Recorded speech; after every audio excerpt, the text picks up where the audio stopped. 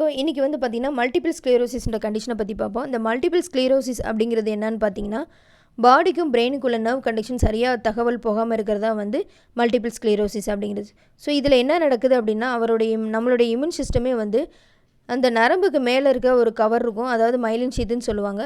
So அது வந்து damage ஆகாதனால தான் வருது. ஸோ எதனால டேமேஜ் ஆகும்னு பார்த்தீங்கன்னா, இது வந்து ஜெனடிக் டிஃபெக்டாகவும் வரதுக்கு வாய்ப்புண்டு.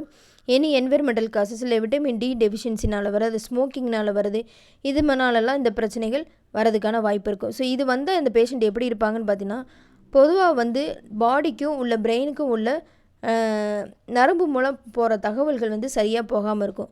ஸோ அவங்களால வந்து பார்த்திங்கன்னா கோஆர்டினேஷனாக இருக்க முடியாது. ஸோ லேக் ஆஃப் கோஆர்டினேஷன் ஏற்படும். அதாவது டெய்லி செய்கிற அவங்களுடைய ஆக்டிவிட்டீஸ் வந்து சரியாக செயல்பட முடியாது.